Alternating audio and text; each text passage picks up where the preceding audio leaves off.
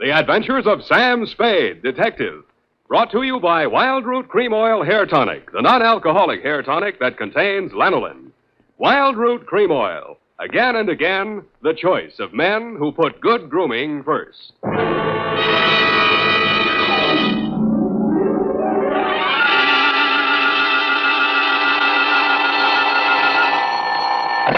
Sam Spade Detective Agency. Hello, sweetheart. It's only me. Oh, Sam. Why so modest? Women, Effie. Age cannot weather nor custom stale their infinite variety. Huh? Against their incalculable wiles, mere man is a leaf in the wind. Oh, Sam, do you really... Oh. Who was she and how windy was it? Cyclonic, Effie. We had to close every window in the house. But If you will just contain your natural feminine curiosity for a few moments, I'll be right down to dictate my report on the bow window caper.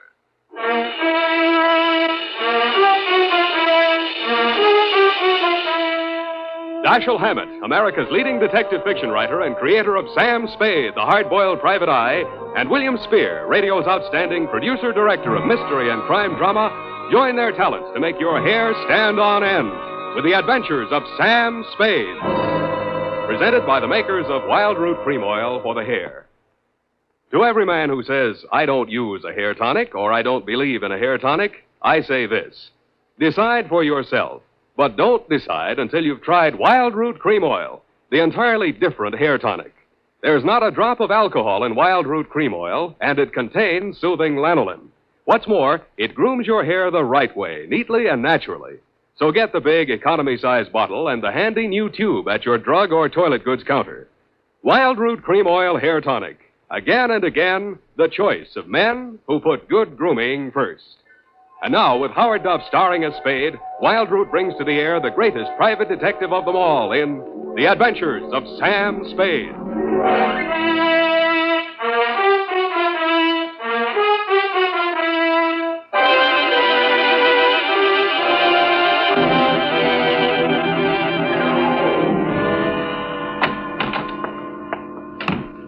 Sam, what's a bow window? A bow window. Bow window is a bay window that you look into instead of out of. Look into instead of out. Oh. Oh, Sam. Get your book, Panther Girl, and slink on in. What was she trying to see through the bow window? I mean, whose house was it? Her own. But if it was her own house, then why would she It look... just goes to show you, darling, what some women will stoop to. It does? Mm-hmm. There was a low window. Oh. Well, whenever you're ready, Sam. Date November 10. 9th. 9th. Correct. 1947. To Dr. Helmut Ries. I was right for once. Yeah. From Samuel Spade, license number 137596. Subject, the bow window caper. Dear Dr. Ries, I know that this report will not make pleasant reading for you, but you paid for it, so here it is. As far as I was concerned, it all started on Thursday morning when you called at my office. From your story, I gathered it had been going on for some time. You will say these are merely the actions of a jealous woman, Mr. Spade. But I assure you there's more to it than that.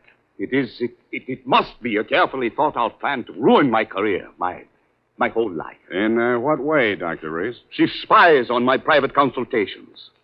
Insults my women patients. I can no longer even keep a nurse for more than a week at a time. Scenes, hysterics, outbursts of violence. I cannot continue my work under such conditions. Well, why don't you give her a divorce? Why, no. This is not her desire. If it were, it would be simple. No, she wants to bring me to ruin. She wants to see me on my knees in front of the populace. Why? That is what I want to find out. Why? Doctor, I think you ought to take this case to a head doctor. I have consulted a psychiatrist. He examined her. She's perfectly competent mentally. So you see, there is here already some mystery, for which one comes to a detective. How long has this been going on, Dr. Reese? Since 3 months only. But in this time, she has reduced me to utter desolation. Dr. Reese was a very good divorce lawyer right down the hall from my office. No. I discussed the matter of a divorce with her a few days back. This was her answer. You see, a receipt for the purchase of a gun. And this note in her handwriting. I hope you will not force me to use this. Esther. Yes. What do you think she has in mind? Murder or suicide? She refused to discuss it. But one thing I have noticed. Since she has bought this gun, a new development. A strange man watches my house. Several times I have caught him following me. Well, she might have hired a detective to check on whether you visit a lawyer. Perhaps it is very simple, but it is all too strange to be harmless. I half-heartedly agreed that it might be, Dr. Reese, and when your check for $100 didn't bounce, I went to work wholeheartedly. I reached your house on Pacific Avenue just as the streetlights were going on.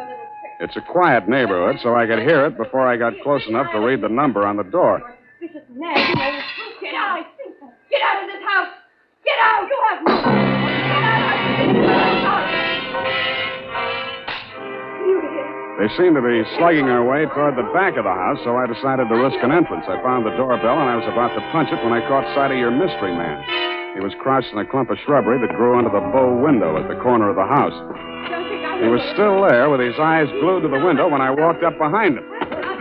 Hey, let go of me. Let go. Come on, you're going inside. Listen, I'm not just a snooper. I didn't say you were. I'm just inviting you inside for a better look. Now, I'm warning you, if you don't let go of me, Stop squirming, will you? Go!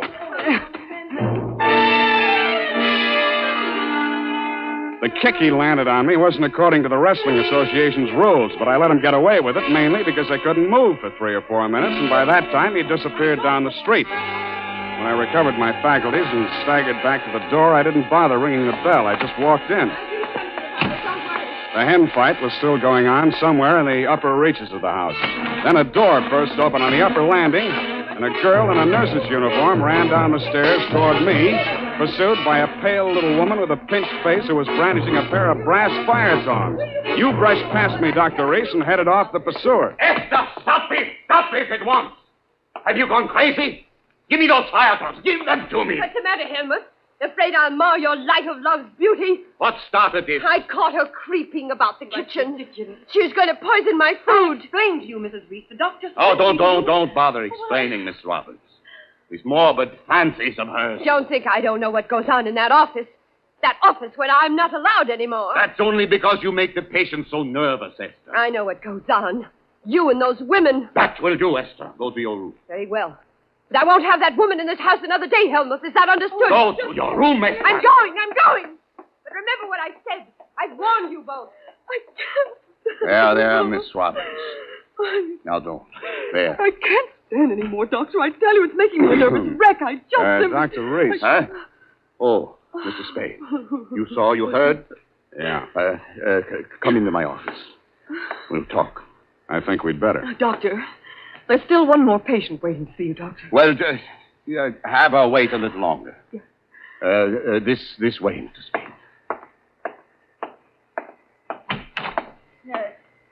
How much longer? Well, the doctor will see you just as soon as he possibly can. Have you been feeling any better, Mrs. Campbell? Sit down, Mr. Spade. Thanks, but I can say what I have to say standing. Your wife's a very tragic woman, Doctor. I wish I could help her. I wish I could help you, too. But I can't. You heard her threat against Miss Robbins. Was that a joke? There's nothing funny about jealousy. But there is this man who watches the house. And the gun she bought. I collared him outside just now. Oh, well, did you get him to talk? No, but I wouldn't worry about him if I were you. And about that gun. The Constitution says every citizen shall have the right to bear arms. Even Parnell Thomas can't do that. Mr. Spade, I've not yet told you all.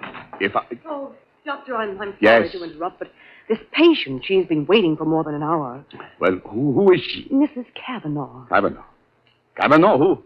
Well, has she been here before? Of course, last week. Here's her card. Oh, yes. I'd better get it over. Send her in. Yes, Doctor. And Doctor, I'm resigning. I'll finish today, of course, and then I'm through. I'm sorry. Yes, well. Very well, Miss Robbins. I can't say that I blame you. Good luck. Goodbye, Doctor. Well, I'll be going along myself now, Doctor. No. You must hear me out, Mr. Spade. I've not yet told all. If you'll just wait until I have seen this patient, please, Mr. Spade, please. Okay, I'll wait outside. Oh, I beg your pardon. I beg your... Come on in, Mrs. So, you're leaving the doctor's employ, nurse? I am. Well, Mr. Spade, how does it look from the grandstand? Messy? Mm-hmm. You don't mind if I finish cleaning out his desk? Go right ahead. Thank you. What's the matter with Esther, anyway? I could sum the whole thing up in a single 5-letter word, shall I? You have. Are you going to walk out on him? Aren't you? Yes. Yes, I am. Oh, but Esther isn't jealous of your type, if you don't mind my mentioning it. I feel heartened to think that you noticed I was different. Oh, I did, Mr. Spade. I really did. You don't seem particularly nursey to me, either. I'm not. My, you have a fast pulse, Mr. Spade. Yes, I've been feeling very weak the last few minutes. I need care. Oh, you know, you don't eat enough apples, Mr. Spade. Well, I guess I finished. Oh, there's that old contact. I wonder... Mr. Spade, will you tell the doctor I've left and thank him for me again? Aren't you going to see him before you go? No, I'm not. He'd only begged me to stay, and it's simply out of the question. Oh, the poor guy. I just don't know what I'd do if I were in his place. For you, Mr. Spade.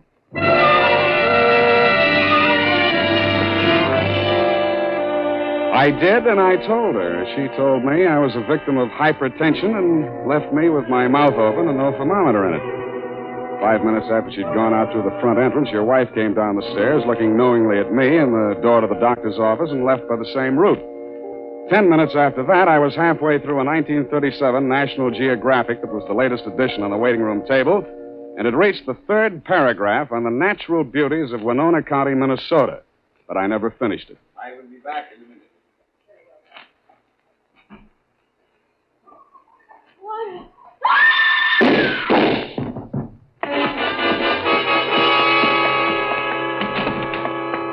The first thing I saw when I entered the room was Mrs. Kavanaugh, your patient. Why? Why did he do it? You, doctor, were standing over her, nervously twitching off the rubber glove from your right hand. You tested her throat for pulse, then listened through a stethoscope. It was purely a formality. One of the .38 caliber slugs had entered the right temple. The other had torn through the base of the skull. How did it happen? I don't know. I had completed the examination and walked over there to put my instruments away. When I turned back, she had a gun in her hand. Before I could stop her, she pulled the trigger. Suicide, of course. Why? Well, I just told her the truth, that there was nothing I or any other doctor could do for her. That she had perhaps a month, perhaps less. She had suffered great pain, of course, for some time. Uh-huh. You saw her shoot herself, you say? Yes. The gun, she took it out of my desk drawer. I'd removed it from my wife's room earlier today. I see. Well, doctor, this is the neatest suicide I ever saw. No powder burns, and from the way she's lying, she must have shot herself from the direction of that window, at least 10 feet away. She screamed before the shots were fired and had time to fire a second bullet into her head and throw the gun across the room before she fell. Well, Helmut, at last it's happened, hasn't it? Esther, leave this room. I told Helmut one of the husbands would catch up with him. Pretty, wasn't she? I don't remember this one.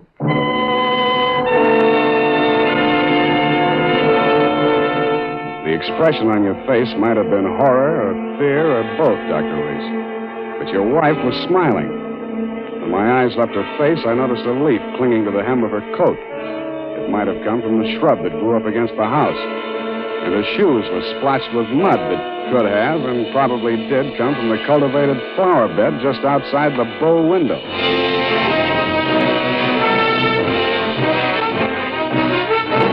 The makers of Wild Root Cream Oil are presenting the weekly Sunday adventure of Dashiell Hammett's famous private detective, Sam Spade.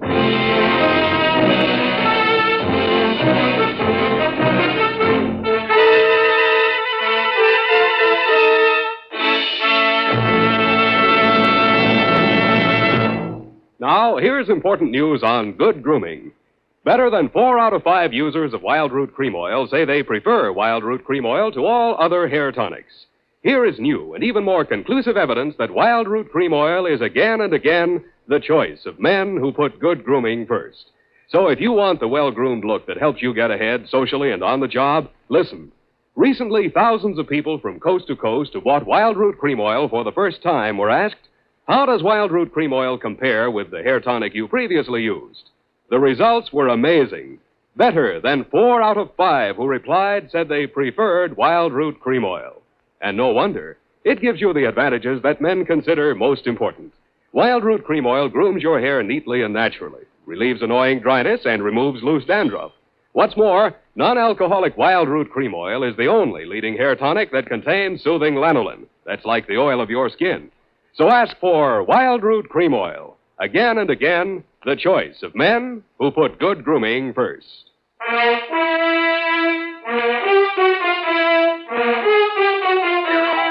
And now, back to the Bow Window Caper, tonight's adventure with Sam Spade.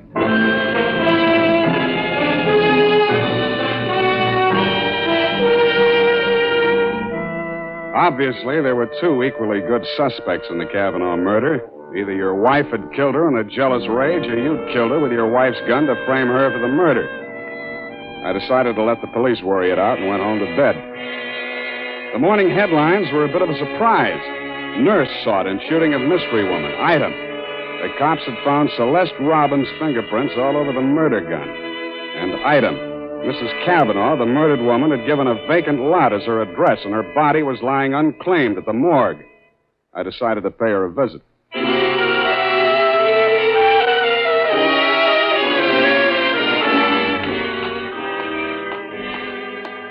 Maxie, hey, Maxie. What? Oh, Sam. Sammy, my boy. Hey, it's good to look on you. How are you, Maxwell? Oh, fine, fine. What brings you here, Sam? The Kavanaugh woman. The Kavanaugh, huh? Let's see who's with us today. Stiftel, Milton, Schwartz, Kelly. I knew him. Nice guy. Feige. Kavanaugh. Rose. Hello, Rose. Hey, Sam, don't you want to look at Rose? No, I've seen her. Yeah, just checked her back in. Autopsy. Say, you do collect queer ones, Sam. Now, you take her. Why would anybody in the world knock her off? In her condition, all he needed to do was wait. A month. Couple of weeks. Bad as that, huh? Worse. Anybody claim her yet? Well, Hello. Something we can do for you? My name is Kavanaugh. I've come for my wife. He was standing with his back to me, and I didn't get a good look at his face until he walked over to the desk with Maxie. But the voice tipped me even before I saw the face. It was the man I'd caught outside your office window less than half an hour before the murder. If he recognized me, he didn't let it show. I waited while he went in with Maxie. When he came out, there were tears streaming down his face. I'd been waiting for 2 reasons. I had some questions to ask him, and I had wanted to pay back that jolt he'd given me the night before. I left without doing either.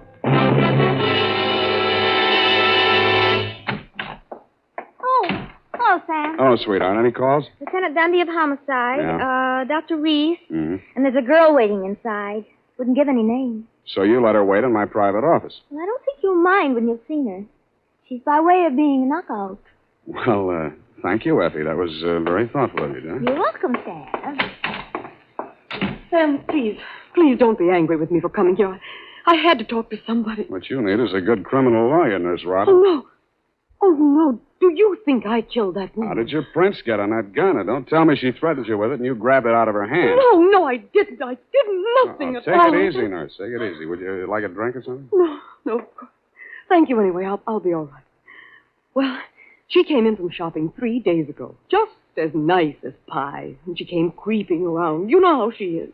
And she said, I bought something today. It's lovely. And with that, she hauled this gun out of her handbag. And so, to humor her, I took it and I looked at it. That was foolish. It certainly was foolish. Well, nickel-plated, ideal surface for fingerprints. And I remember she was wearing gloves. Struck me as peculiar at the time, but I'm so stupid. I didn't think of it until just now. Everything's a little peculiar about this caper. A woman who was dying anyway gets shot. Nobody even seems to know who she was. Doesn't make sense. No, it doesn't make much sense. What should I do, Sam? Give myself up? I think you should. Yes, I thought you'd say that. All right, Phone the police. You got a lot of courage. Sure you don't want to drink? No. No, thank you. I'll be all right. I'll be all right. Homicide. Dundee. Dundee, Sam Spade. I got the Robbins girl here in my office. She wants to check in. Oh? Well, tell her to forget it, Sam. Reese's wife just made a full confession.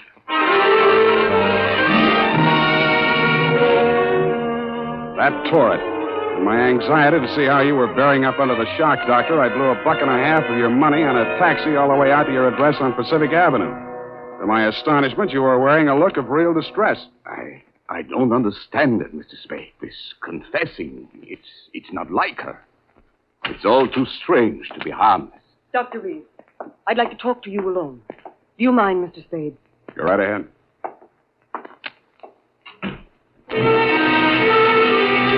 I strained my ears outside your consulting room, but all I could hear was a few vague murmurs. Then, for no good reason, I decided to have a look at your wife's bedroom upstairs. The cops had been there before me, so I didn't expect to find much, and I didn't. I was tapping the woodwork for secret panels or something when I heard a heavy tread on the stairway. I wheeled around, my hands inside my coat. A jolly-looking character in coveralls was standing in the doorway. Home Electronics. I beg your pardon? Hagen, Home Electronics. I come to take the equipment. What equipment? The dictograph. She don't need it no more. Ask me, she hurt too much. Mrs. Reese had a dictograph installed? Yeah, a rattle-type installation. This here's a speaker.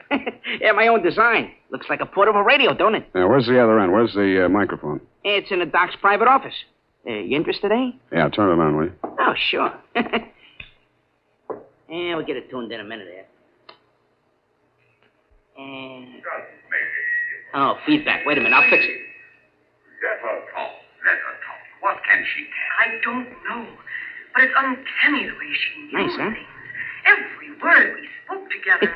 That's because of the dictograph. Neat rig, huh? Shut up. My angel, we cannot allow this terrible tragedy to come between us. We love each other. Nothing can change that. Oh, boy. That's as nice, ain't it? Quiet. I just know, please don't. Now stop it, Helmut. I don't want you. Please don't. What is it, Celeste? What has happened to Jane? What has happened? You asked that. When I've been attacked by a madwoman and accused of murder all in the space of 12 hours. But it's all over now. Just so, Helmut. Yes, it's all over. Well, can't you turn it up a little more? Oh, sure. Turn it up. Hold it. Over. It's over. And I'm very, very ashamed.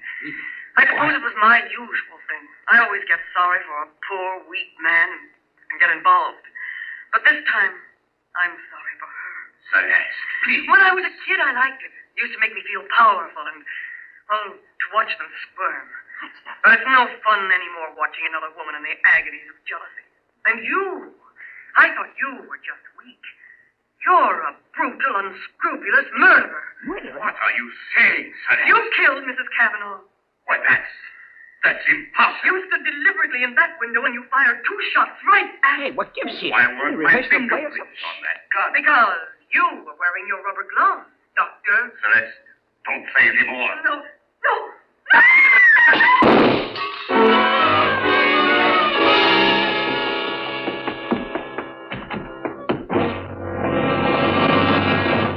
Here, help me. Help me get his shirt off, Mr. Spade. He's been shot. Who shot him, you? Through the window, the same man, the one who watched the house. Hold this tourniquet tight, please. It's nothing. A flesh wound. His aim was bad. Yeah, too bad. Kavanaugh, you still out there? You got nothing to worry about. He's still alive. I missed him. Give me a hand. Come on. That's it. I missed him. That was lucky.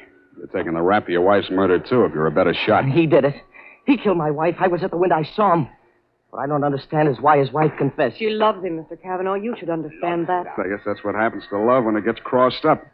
Why didn't you tell the police what you saw? They'd have hung it on me. She was a stranger to everyone else. I'd been quarreling with her, suspicious, acting like a maniac. She never told me. She must have been going to one doctor after another, trying to find one that would give her one ray of hope. In pain all the time, too, and never letting on. Never. Even after that first visit she made to Reese's office, I didn't tumble. I thought she was meeting him on the sly. And I followed her both times. That last time I carried a gun. I might have killed her if what I suspected had been true.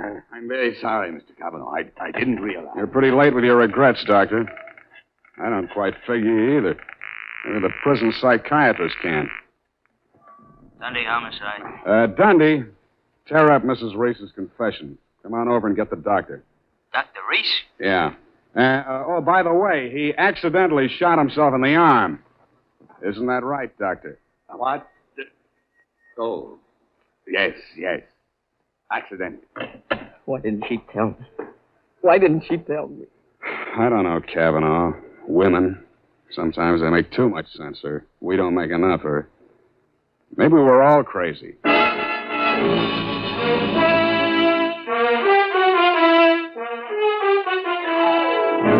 And that, Dr. Reese, is the crop. At the risk of laboring a point, there's also the mystery of why a nice girl like Celeste Robbins ever fell for a guy like you. You'll have plenty of free time to think it over between now and the trial. If you find the answer, drop me a line. Period. End of report. You know, Sam, that's Celeste. I like her. I wish we could do something for her. Well, I've already thought of that, Effie. Oh? What are you going to do, Sam? Type that up, sweetheart, and I'll write you a happy ending. Here's how you can find out whether the hair tonic you're using today is giving you what you ought to get in good grooming. Ask yourself, does my present hair tonic groom my hair neatly and naturally, or does it leave my hair sticky or greasy? And does it relieve dryness and remove loose dandruff, too? Or does it do just a halfway job? Unless you can honestly say that your present hair tonic does all that for your hair, you owe it to yourself to try Wild Root Cream Oil right away. Try Wild Root Cream Oil and see for yourself how it improves your appearance, grooms your hair neatly and naturally, relieves dryness, and removes loose dandruff. It's non-alcoholic and contains soothing lanolin. Get the big economy-size bottle and the handy new tube that's easy to pack when you travel and grand for the bathroom cabinet. Don't delay. Get it today. Wild Root Cream Oil Hair Tonic. Again and again, the choice of men who put good grooming first. Oh, here's the report, Sam. You want to read it over? I do not. File it under F for forget. About that poor Celeste, Sam. Oh, yeah. Well, I made a date with Celeste to take her dancing tomorrow night. She needs cheering up, you know. Oh, what for? Well, you said she needed help. Well, that isn't exactly the kind of help I had in mind. Oh. I don't see why it's necessary Effie, to take... we must each of us give a particular kind of help each of us is particularly equipped to give. Very well. She wished to... She used to make over men just to get the other women jealous. That she did. Aren't other women silly to allow themselves to get jealous when they know just what she's up to? Idiotic. Just idiotic. Sure thing. And go home, Effie. I'm a lousy dancer. Oh, very well. Have fun, Sam. Good night, Sam. Good night, sweetheart.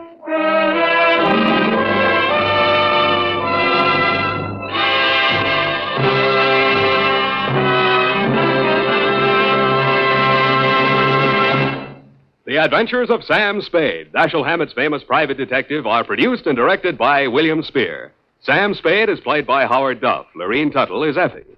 The Adventures of Sam Spade are written for radio by Bob Tallman and Gil Dowd, with musical direction by Lud Gluskin. This is Dick Joy, reminding you that next Sunday, author Dashiell Hammett and producer William Spear join forces for another adventure with Sam Spade, brought to you by Wild Root Cream Oil. Again and again, the choice of men who put good grooming first.